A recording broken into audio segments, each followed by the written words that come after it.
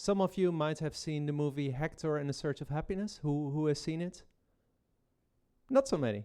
Well, it's a movie about a psychologist who is searching for happiness and travels the world doing it, which sounds great. And I very much associate with him. I like happiness. I'm interested in happiness, and I want to know how it works.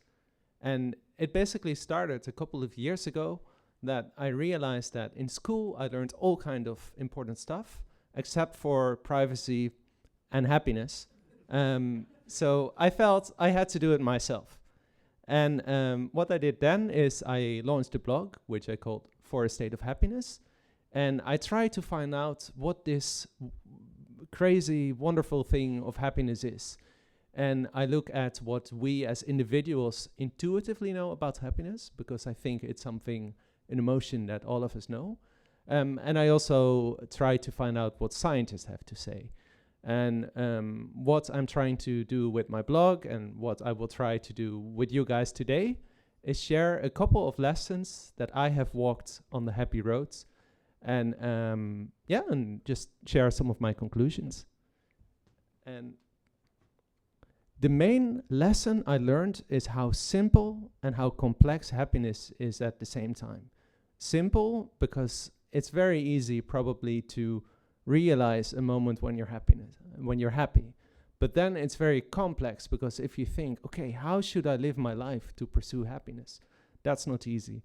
And what I want to do today is I want to introduce 4 contenders to you who, from their perspective, can teach you something about happiness.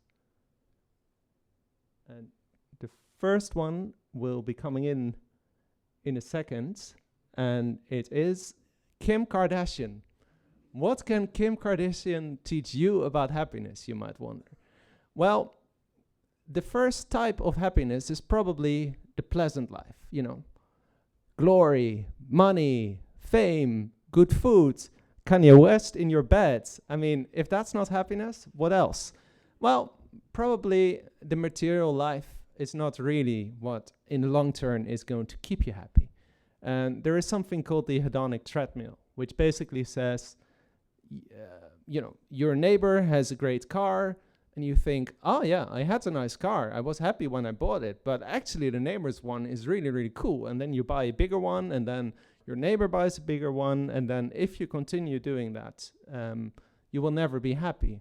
So the material life, the pleasant life, Kim Kardashian, it's not the answer. Second contender, Nelson Mandela. He, for me, is the representation of the meaningful life.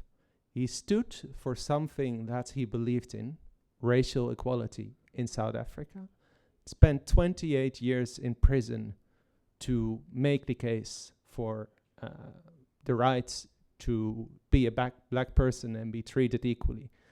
It's not an easy life. It's hard work, and it causes a lot of suffering, but he stands for something. So is this purpose, is this meaningful life standing for a person? Is that for a purpose? Is that the way to achieve happiness? It's something that doesn't result in a good day-to-day life quality. So I think the meaningful life is not the way to go either. But I have for you a third contender. This is Buddha, and actually he was born as a very rich Indian prince in an Indian royal family. And then at some point he found out that suffering existed, and he became a wandering ascetic, living on 3 rice grains and a couple of drops of water a day. And then at some point he changed again, and he decided that maybe eating was actually quite important. And he, for me, is a representative of the balanced life, of having, but also, it also means for me not being judgmental, quality of life, and taking distance. But is in all this calmness, is that really happiness? You know, happiness is also about like the exciting moments. And I think once he became like wise, do you still have excitement? So therefore, I would even argue that Buddha is not the happy life. Who is the happy life then? You will wonder by now. Who is this guy? This is Edmund Hillary. He was the first man on the Mount Everest sometime in the 50s. And for me, he is the representative of the experience, the active life, of the concept of flow. Flow is an amazing feeling. It's what I can recommend to everybody. It's the feeling you have when you're so engaged in a certain activity that you forget where you are, that you don't know what happens to you. You don't need food anymore. You don't need to sleep. You're so excited by what you're doing. It can be mountain climbing, but it can be writing a blog or playing music or poetry or whatever. I believe that happiness is really in the moment, in doing what you love, what you enjoy. And that's why I say it's not Kim Kardashian. It's not Nelson Mandela. It's even not Buddha, but it's Edmund Hillary that represents happiness to me.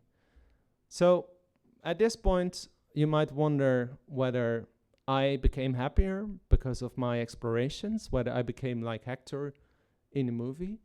Well, maybe I did.